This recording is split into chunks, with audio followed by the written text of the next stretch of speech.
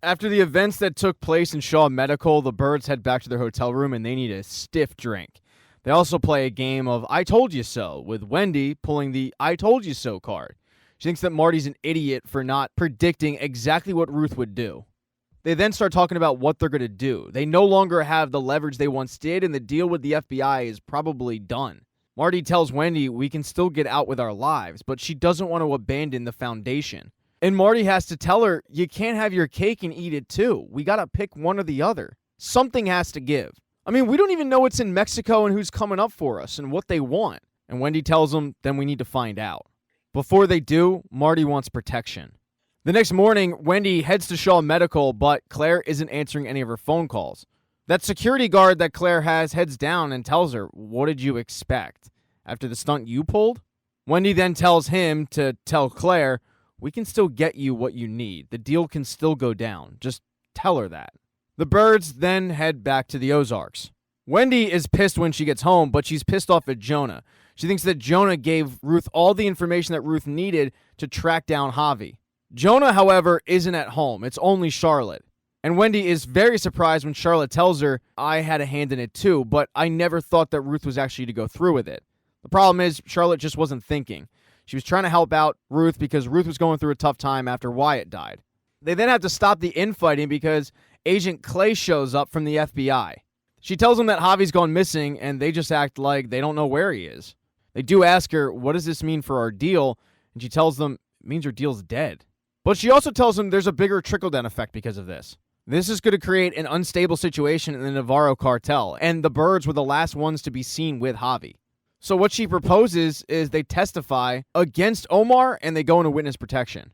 They're not into that. And unfortunately, getting the deal back is going to be tough after the stunt that Maya pulled. Wendy then asks about extradition, getting Omar back in Mexico and putting him back in charge of the Navarro cartel. That way he's just a puppet.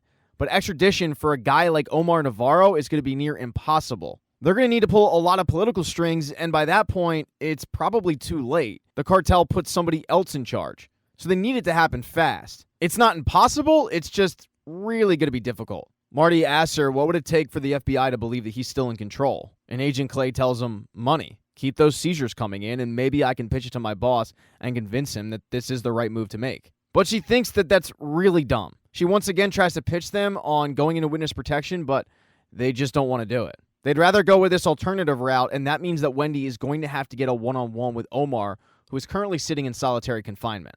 But Agent Clay is not the only person that's looking for Javi. When Claire Shaw gets to her home, she's surprised to see a woman standing with two security guards.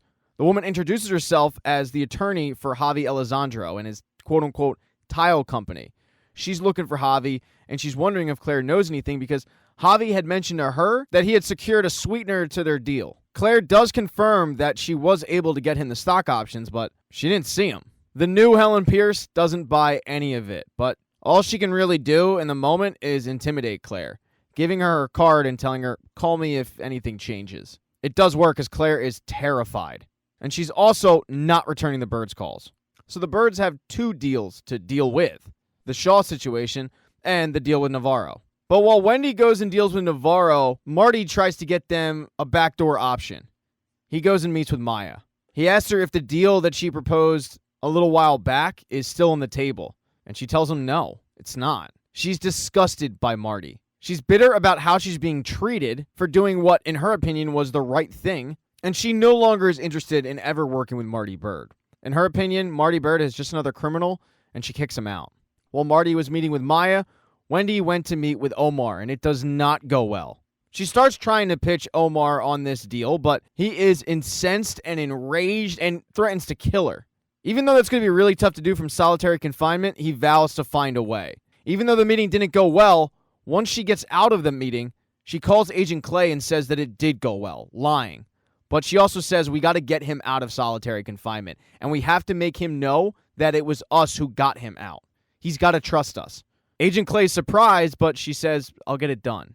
When she gets home, she tells Marty the exact same thing, that the meeting went well. He's angry, but he knows a good deal when he hears it. But Marty lets her know about another problem they have. Their dad is in town.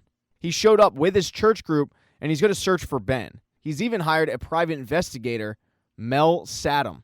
Mel wrapped up the Helen Pierce gig. He was pretty convinced that she was murdered. After all, she did work for a cartel, but he couldn't be sure. He asked Helen's ex-husband if he wanted him to pursue this, going down to Mexico, trying to dig around, but it's Erin who is completely against that. She doesn't want to dig, she doesn't want to know, because she knows how dangerous this could be for her family. So while Mel would continue to like the job, he can't. But when one door closes, another opens, his phone rings, and it's Nathan, Wendy's dad. And Wendy's dad showing up in town could not happen at a worse time. They call Nathan up and invite him over to the house, where they try to convince him to get rid of Mel Saddam, because they know how good of a private detective he is, but Nathan doesn't care that he used to bang lines of cocaine. All he's concerned with is finding Ben. Nathan believes the Lord guided him to the Ozarks, not just to find Ben, but he's also concerned about his grandchildren. It is concerning to him that Jonah is living in a motel after all. He tells Wendy, "I'm not going anywhere." And then he heads back to the Lazy O.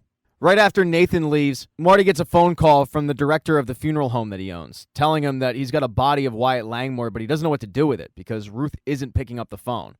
Ruth has arrived back in the Ozarks. She's still grieving quite a bit. And Charles Ann, the girl that Ruth left Zeke with, has returned with Zeke.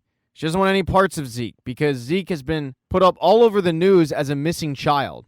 She doesn't need that heat. Marty tells the guy that he's going to go deal with it, talk to Ruth, and just sit tight. He goes over to Ruth's place, but Ruth is as unresponsive to Marty as she was to the funeral director. Because of this and the guilt that he's feeling, he tells her, "Don't worry, I'll take care of it. I'll make it nice." When he gets home, Wendy is just getting off the phone with Claire, or I should say Claire's voicemail. She can't get a hold of Claire, and she also can't get a hold of Jim Ruddlesdorf. It seems like nobody is returning her calls. That's when Charlotte walks out of the house saying that she's going to go have dinner with her grandfather, and Wendy's not going to allow her to do it by herself. So the whole family heads to dinner with Nathan and Nathan's new girlfriend.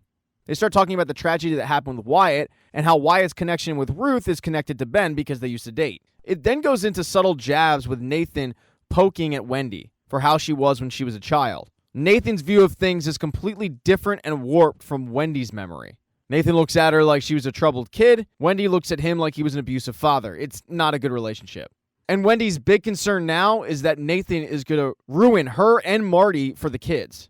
On the drive back, after Wendy vents about her dad, Marty lets her know that he did go to talk to Maya. He thought it could protect them, but she wasn't interested in the deal. And that's probably because she has teamed up with Mel Saddam to get to the bottom of how dirty the birds are and what exactly happened to Ben. Mel has been able to figure out that on the day that Ben went missing, Wendy rented a car. So Wendy's lying. He couldn't get any more information on the car or where it went. There's only so much that a PI can do. He's hoping that Maya, with her FBI influence, can figure out where this car went. Maya will poke around, but it's going to be difficult because a lot of people in the Bureau are not fans of her at the moment. But one person's a big fan of her, Mel. He starts flirting with her and tells her that if she finds information out, he'll treat her to dinner. And if he finds out information first, she'll buy him dinner. And the next day, Maya's resources turn something up. It's just a surveillance video, but it's of a cop checking out a car, and his name is Cam Reddick. He works for the Marion Sheriff's Office. So Mel is going to hunt down that lead. As Mel goes to work, the birds get ready to go to a funeral. Wendy is all alone in the house when all of a sudden she sees Nelson, and she gets petrified. But it's not Nelson who's coming to kill her. Nelson is with a preacher named Father Benitez. The preacher is Omar Navarro's contact. As soon as he got in a general population, he called the preacher up, and he's going to relay messages from the preacher to the birds. Well, the last meeting between Omar and Wendy was contentious, and he was threatening to kill her. Once he got in a general population and started to think about it, he came around to her line of thinking, which is a big surprise to the preacher. He asks her, "Do you really believe that you can get him out?" And Wendy says, "Yeah, at least I want to try." Then the preacher asks, "Are you sure?" Because deep down, even though the preacher is working with Omar Navarro and he's known him for a while, he thinks it's best for Wendy and the rest of the birds to leave Omar in prison and get the hell out. Father Benitez then stands up and says, "He will see you tomorrow." And Wendy asks, "Does he know that you want to keep him in jail?" And Father Benitez tells her, "He knows that I love him." The birds then head off to the funeral, which is very emotional for Ruth and 3. But the next day, they head to go meet with Omar. He tells them that he can't run the operation from in prison. The cell phone won't work because the guards check every single day. And Father Benitez isn't willing to bring one in. If this is going to work, they have to secure his power immediately. So Marty suggests that he go down to Mexico. At the end of the day, the FBI doesn't care who's running things. as long as they feel they have a controllable entity. And after what he did for the cartel with the Lagunas cartel, all he would really need is Omar's blessing. Omar thinks about it and says, yeah, this could work. He also warns Marty that it's not going to be easy because right now, he doesn't appear powerful to his people. In order to get that back, he needs Marty to go down there and tell his people that it was he who killed Javi. Not everybody's going to take this well, but delivering bad news is what Marty Byrde does best. The next day, Marty is scheduled to go to Mexico. And as Marty is preparing his things, Wendy is finally able to get Claire on the phone. Wendy starts trying to sell Claire on why the deal still works, why Claire needs her, but Claire no longer does, because Claire drove down to the Ozarks and reached an agreement with Ruth Langmore. It took a little bit of convincing, but it's going to make Ruth really rich. That night, Ruth sneaks into the Snell farm and grabs all the opium that Claire Shaw is going to need, which means Claire Shaw no longer needs the Byrdes. Claire doesn't give Wendy an explanation either, just hanging up the phone on her. A little while later, Nelson comes and picks Marty up. Right before they leave, he asks Wendy, hey, how did you know Omar wasn't going to kill you? I mean, that was a ballsy move. He told you he was going to kill you and you still got him out? You might make it out of this thing after all. And all of that is a complete surprise to Marty, who was told the meeting went well. Marty, being the quick thinker, tells Nelson that it was all Wendy's idea. She's a quick thinker and she's got good instincts. He then goes to get in the back seat, but there's another person there. It's the priest. He's going with him. They then drive off to Mexico. Thank you so much for checking out this recap. Please consider subscribing to the channel. Hit thumbs up if you liked it. Smash that thumbs down button if you thought this sucked. Make sure to be nice in the comment section. If you don't see the next video up in the end screen there, I'll get it up in a few days, not to worry. And I have merchandise, so go buy a mug or something. It's never too early to think about Christmas gifts, folks. Once again, thank you for checking out this recap.